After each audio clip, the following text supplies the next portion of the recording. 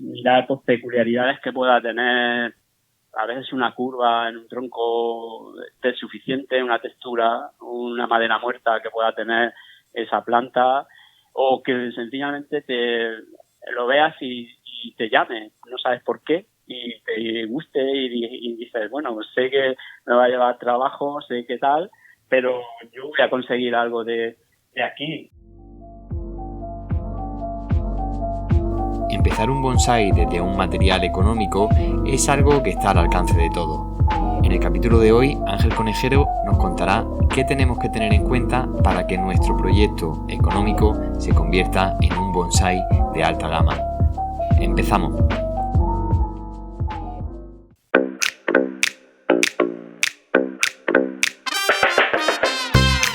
Bienvenidos a un nuevo capítulo de Universo Bonsai Lover Podcast, el podcast dedicado al arte del bonsai, donde podrás disfrutar de este mundo de una forma diferente, con un nuevo capítulo cada 10 días. Hace unos días leía en una revista de Bonsai Actual un artículo de un joven que nos presentaba una manera de trabajar los árboles. He tenido la suerte de poder contactar con él y de que hoy pase por aquí por el podcast a contarnos un poquito cómo ha sido la evolución de ese joven que hacía bonsai de una manera diferente. Ángel, muy buenas, ¿qué tal? ¿Cómo estás? Hola Manuel, buenas tardes, muy bien. Oye, Aquí contigo a ver si nos pegamos unos minutillos de charradita. sí, seguro que sí. Además nos tienes que contar muchas cosas porque hoy vamos a tocar un tema que a mí me gusta muchísimo. Pero primero, ya sabes que la primera pregunta cuando pasáis por el podcast es ¿qué es para ti el bonsai?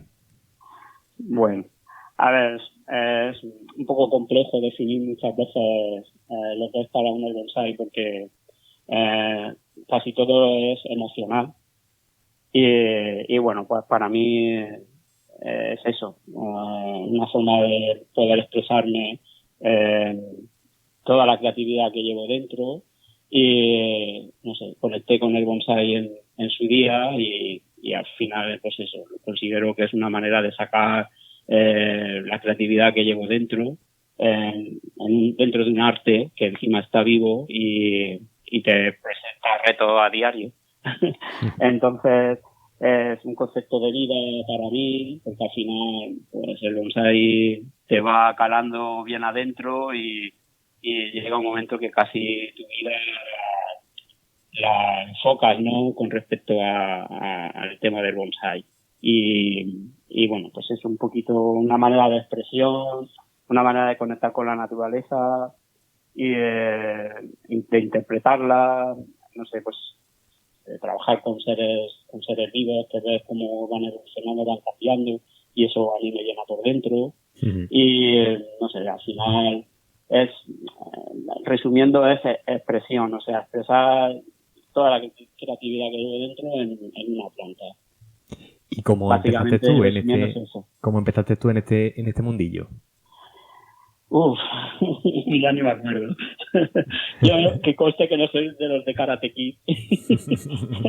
Que eso se lleva mucho. Hay mucho que confirman y que aseguran que empezaron con Karate Kid. Sí, me consta, conozco a gente y bueno, me parece que es lo típico, ¿no? Cuando ya, pues mira, la película de Karate Kid, no sé qué, digo, pero yo soy muy anterior a Karate Kid. Yo siempre soy una persona que me gustaba la naturaleza, las plantas, los animales. Siempre me he tenido curiosidad por ese mundillo. Y las amistades que tenía, pues los compañeros de aquella época con 17, 18 años, 16, también eran como yo. Y no sé por qué un día entró en ese grupillo una conversación de que había un sistema, un método para hacer árboles pequeños y poder tenerlos en tu casa. Y yo me quedé, la primera imagen que me vino fue, ostras, puedo tener un almendro en mi casa. De lo que veo por la calle, o sea, por el monte cuando paseo, por el campo cuando paseo, lo puedo tener en mi casa y en tamaño reducido. Y eso me caló mucho por dentro. Digo, ostras, qué curioso, ¿no? ¿Cómo se hará? ¿Qué técnicas se utilizará? ¿Qué habrá que hacer? No sé, me pareció algo muy especial. Y allí en aquella época había nada, o sea, nada. 4 locos que empezaban por Valencia haciendo cosas y poco más. Y luego a nivel de algo, pues si caía en tus manos algún libro, caía en tus manos alguna revista o algo, eso es lo único que tenían, no había nada más de información. Gente accesible a la que poder acudir no existía tampoco. Y un día, pues eso, cayó en mis manos la revista de Bonsai Actual, la típica de todos, y a partir de ahí empezás a ver, pues bueno, te informas, ¿no? Cómo se va formando el bonsai como tal, y ese mundillo a mí empezó a calarme mucho y a probar y investigar y tener todo tipo de cosas en tu casa, que al final terminan muriendo, eso ya lo sabes. Pero bueno, en fin, un poco fue esa mi historia.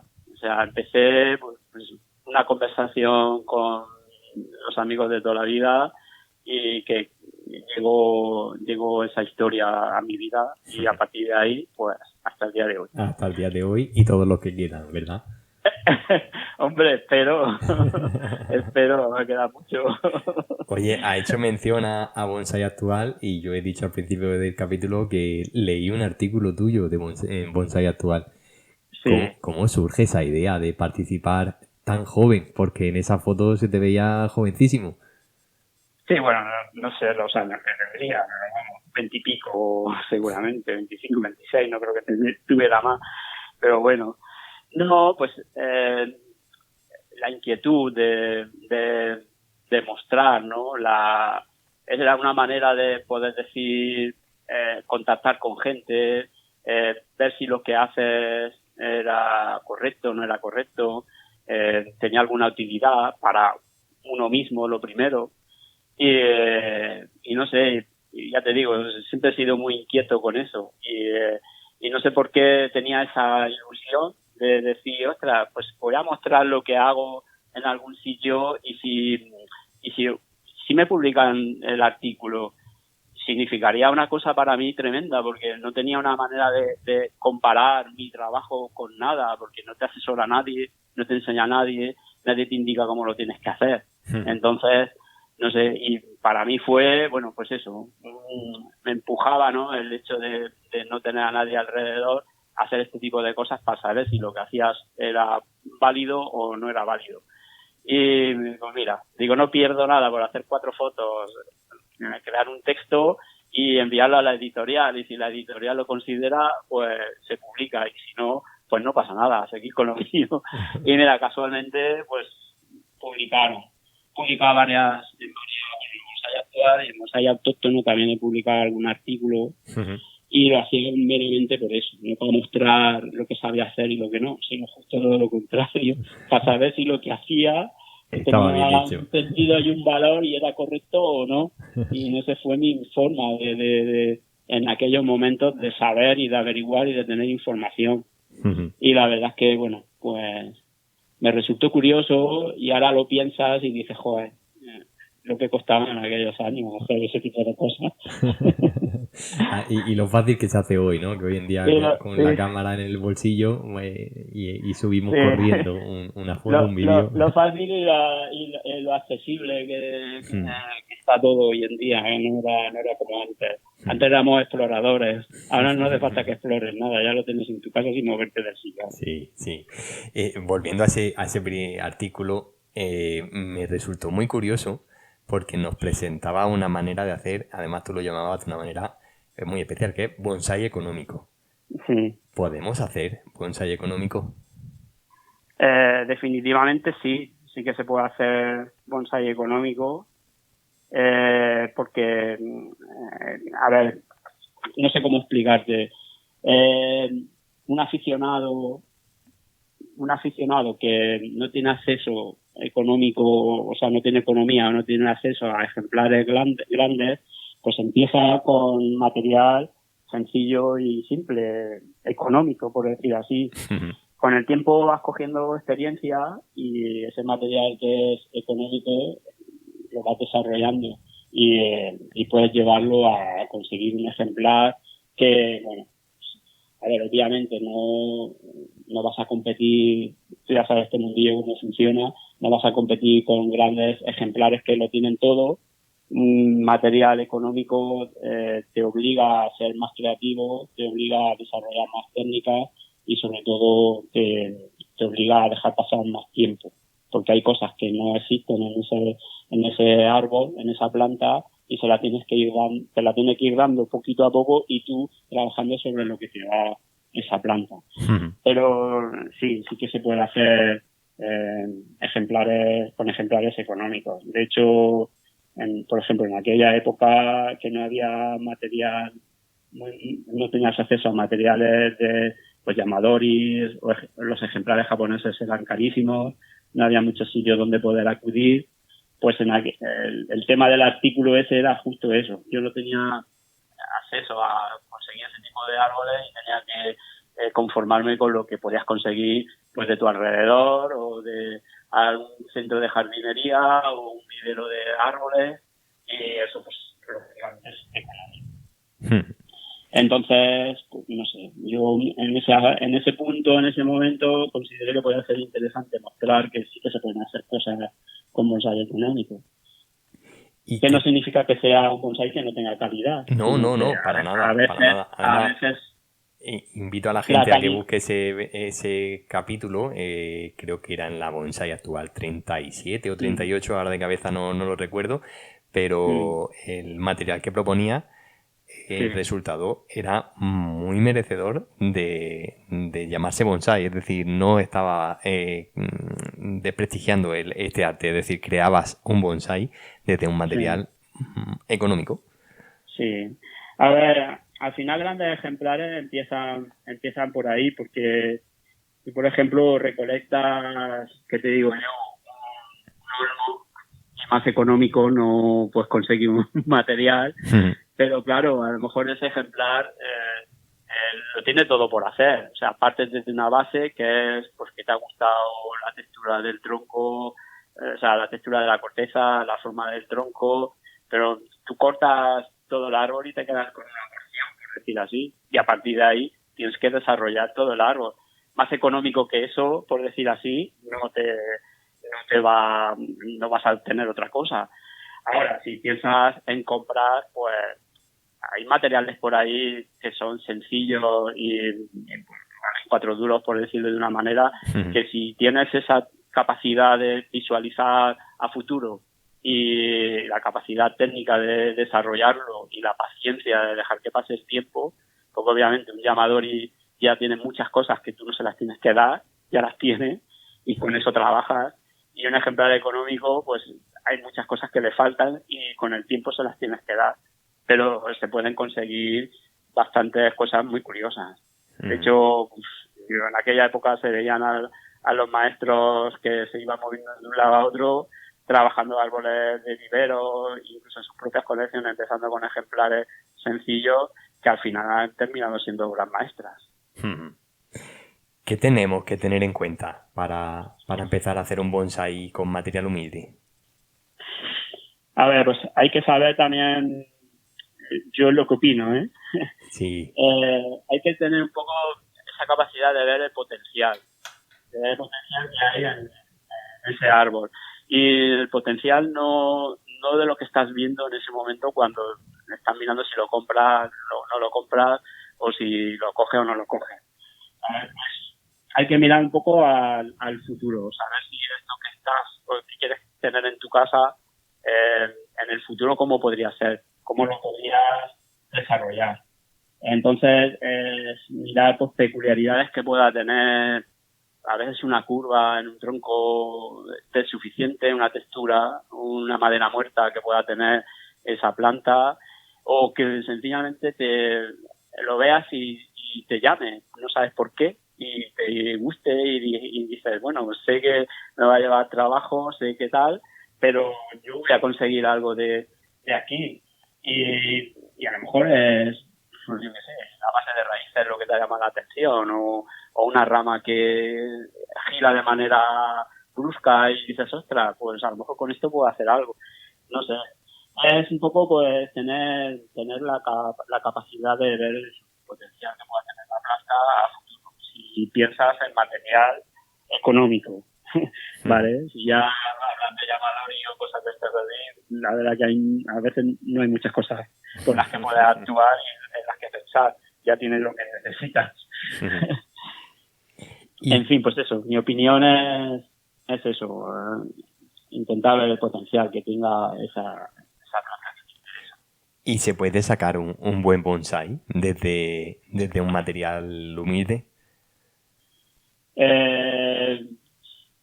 A ver, hay que ser realistas, ¿vale? En esto también yo ahora tengo totalmente distinta a la que tenía antes y que tengo más conocimientos a lo que a lo que vas a llegar con una cosa o con otra.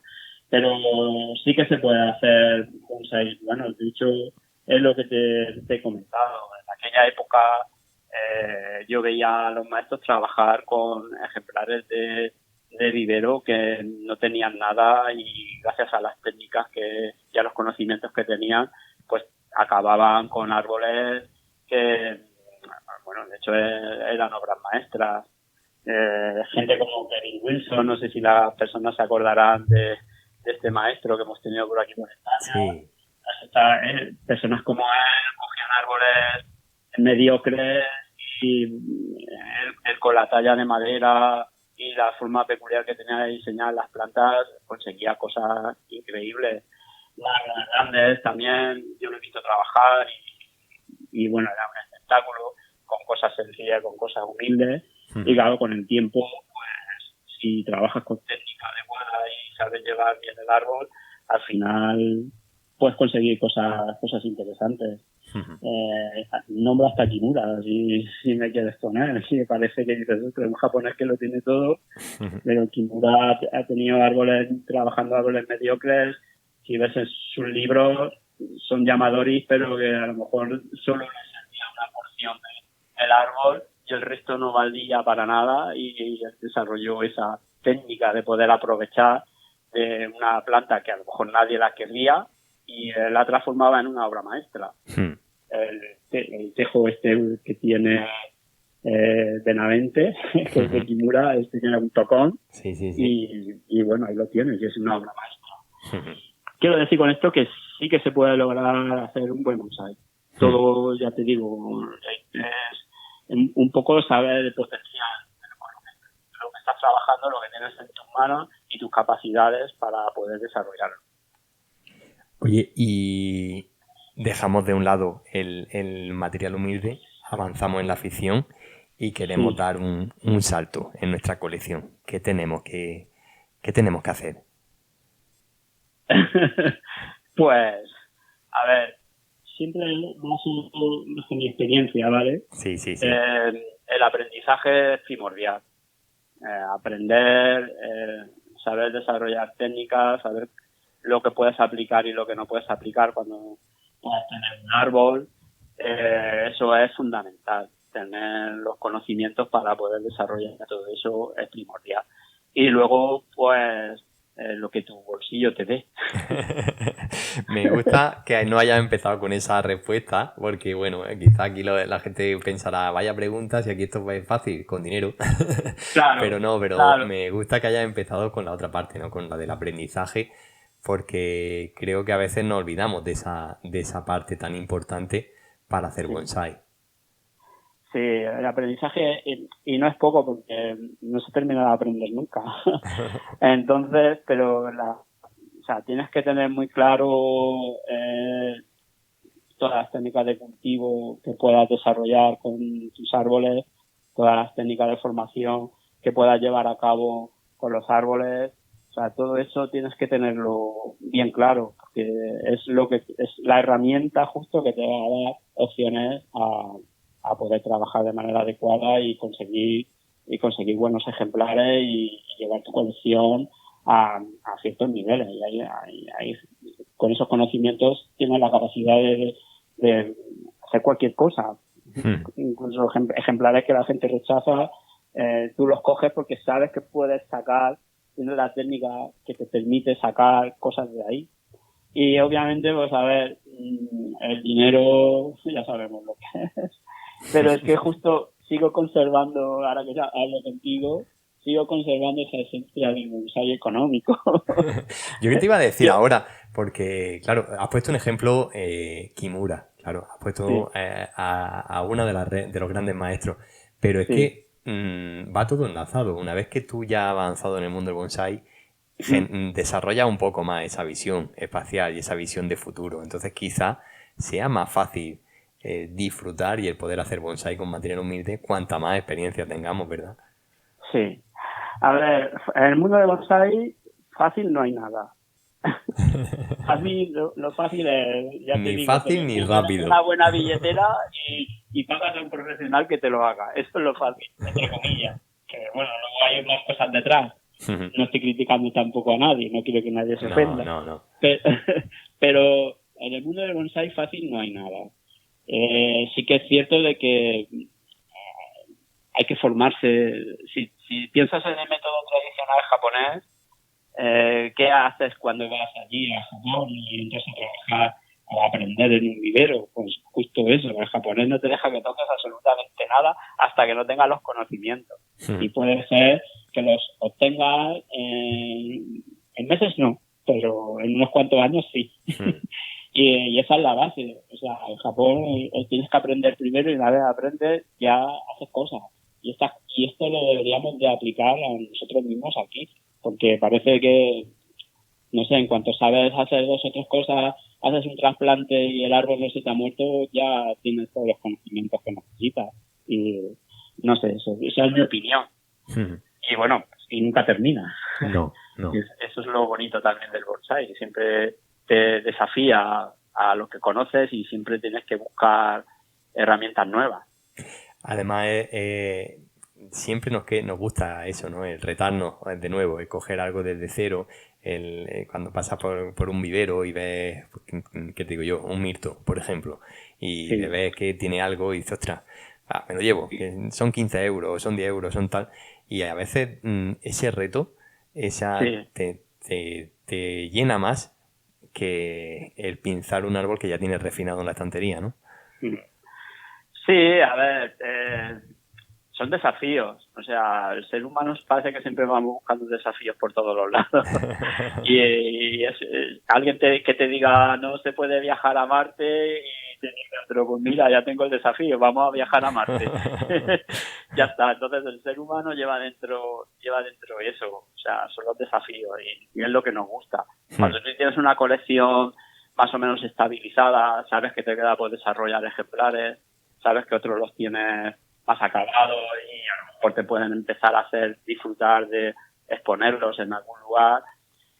Tienes todo eso, pero siempre va a haber una parte de ti que va buscando una novedad y yo no interpreto el pozo del deseo, o sea, ya lo tengo, ahora deseo otra cosa.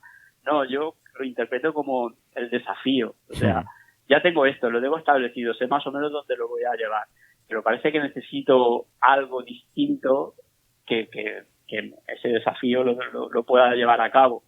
Esa inquietud la comience con otro ejemplar nuevo, por decir así. Y a lo mejor, como tú bien dices, es un árbol de dinero de 15 o 20 euros o cualquier otra cosa. Tampoco es necesario que te gastes 2 o 3 mil euros. No sé, yo creo que se mueve un poco en base a eso. El bonsai es un desafío constante en todos los aspectos. Oye, por ir acabando el capítulo, ¿cuál sería tu principal recomendación para hacer bonsai? ¿Económico o sin economía? O bueno. A ver, bueno, la conversación ya dijo y para mí me parece que la base principal es adquirir unos buenos conocimientos. Gente que verdaderamente lo que te enseñe, lo que te muestre, pues tenga una base sólida. Eso es lo primero. Conocimientos, lo primero, paciencia, mucha. Desarrollar la observación, observar mucho, ir a exposiciones, rodearse de gente que te puedan ayudar, que te enseñe, que te guíe. Eso me lo he tenido y lo valoro muchísimo porque He sido y sigo siendo autodidacta y es lo peor que puedes hacer en la vida, ser autodidacta en algo, porque te das cuenta de los años que pierdes hasta que realmente encuentras la forma de hacerlo correcta. Sí, al final hay mucho, como es prueba-error, ¿no? Hay demasiado prueba-error. Sí, y el bonsai te lo hace ver de forma rotunda. O sea, si te equivocas, es muy difícil empezar desde cero o no sé, es muy complejo. El bonsai te da la realidad en toda la cara como te equivoques con él. Sí. Y luego cuesta mucho rehacer, y si estás solo, pues más todavía, o no tienes información, aún cuesta más. Y luego el respeto. El respeto también es una de las cosas que veo yo que en el mundo del bonsai no se está perdiendo, o hace ya tiempo que se pierde. El respeto por el trabajo de otras personas, por el tiempo de otras personas. Todas las posiciones vamos y lo primero que hacemos es criticar, y cambiaría yo tal, yo haría esto, yo haría lo otro, y parece que no respetamos lo que al final es un artista lo que hay detrás de eso. Da igual si lo has hecho tú o si lo ha hecho otra persona. Hay un artista detrás de eso, y si ha hecho ese ejemplar habrá sido por unos criterios y por una visión que esa persona tiene. Puede estar más correcta o menos correcta. Dentro de las técnicas, pues ya están los jueces para juzgar. Pero no sé, el respeto yo creo que se pierde mucho. La crítica hacia el otro por envidia o por lo que sea, no sé. Yo, una de las cosas que también aconsejaría, que seamos respetuosos con el trabajo de los demás. Te puede gustar más o te puede gustar menos, pero yo pienso que funcionaríamos todos mucho mejor si eso lo tuviéramos en cuenta. Mi opinión. Sí, sí. Eso da para otro capítulo, segurísimo, porque coincido contigo en que muchas veces no valoramos el trabajo ya no solo de quien organiza la exposición, sino el trabajo de la persona que toma la decisión de exponerse y de exponer su obra. Y nadie va al Museo del Prado a ver un Velázquez y a decir, yo aquí hubiera utilizado otro tipo de color. Y en bonsai sí caemos todos, me impongo yo el primero, caemos en, esta rama aquí de sobra, ¿sabes? Porque es nuestra manera de entender el bonsai, y a lo mejor nos fijamos más desde nuestro ojo y no nos fijamos desde la persona que ha trabajado ese árbol y que ha expuesto de una manera o de otra. Coincido contigo en que ese valor del respeto deberíamos de tener un poquito más de cariño, respeto hacia el árbol y respeto hacia nosotros mismos. O sea que... Sí, al final creo que es la base de todo. Si no respetas en todos los ámbitos de la vida, no tienes ese respeto, pues al final el mundo funciona como funciona. Y no hay más que verlo. Haces una publicación de algo en cualquier red social y recibes de todo menos elogios. Sí.